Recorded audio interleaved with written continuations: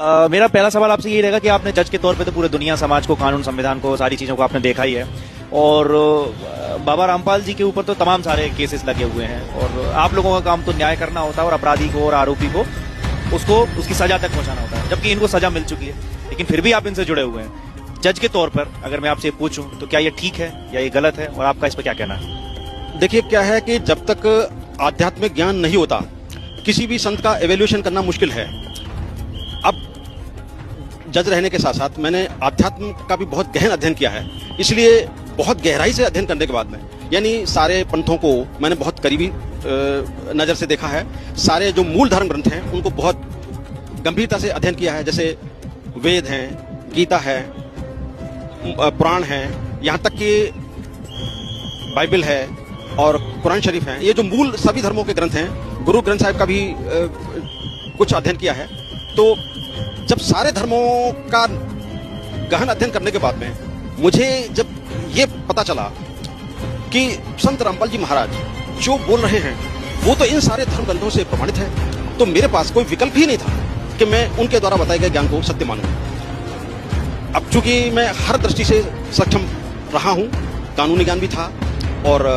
हिंदी, अंग्रेजी, संस्कृत तीनों भाषाएं मैं अच्छे से समझता था, तो इसलिए कोई भी संत गुमराह करने की स्थिति में नहीं था। और जब मैंने ये ज्ञान सुना, क्योंकि खासतौर से मैं गीता पढ़ा करता था और गीता पढ़ने के बाद में कुछ चीजें ऐसी थी जो मेरी समझ से परी थी। अब जब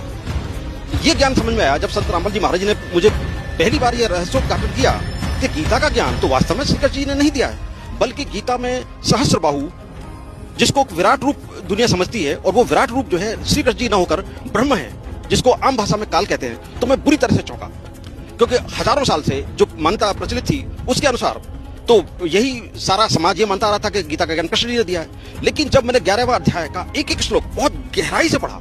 और उसमें देखा कि सब कुछ तो इस विराट रूप में समाता जा रहा है, कुछ सिर दालों से कुचले हुए हैं, तो ये जब मैं पढ़ता था तो मुझे बड़ा आश्चर्य होता था कि भगवान और दालों से कुचल के खा रहे हैं, ऐसा क्यों है। जब ये रहस्योद्घाटन हुआ कि ये पूरा संसार, यहाँ 21 ब्रह्मांड के स्वामी ब्रह्म के नियंत्रण में है और यहाँ तो केवल कर्म दंड के अनुसार ही जीव अपना सजा भुगतता है और उसी के अनुसार मानव योनियां मिलती है। तो जब मुझे पहली बार पता चला कि वास्तव में गीता के अनुसार तो जो परमेश्वर है, जिसको गीता में सच्चिदानंद घन ब्रह्म कहा गया है, वो तो परम अक्षर ब्रह्म से संबोधित किया गया है, तब मुझे बहुत हैरत हुई और लगा कि ये एकमात्र संत हैं जो ये कह रहे हैं कि वास्तव में जो भगवान है, जो अविनाशी भगवान है, जिसे सच्चिदानंद घन ब्रह्म कहा गया है, वो तो कोई और है, जिसको कि वेद कबीर देव कह के संबोधित कर रहे हैं और जिसे कुरान शरीफ कबीरा कह के संबोधित कर रही है। और यहाँ तक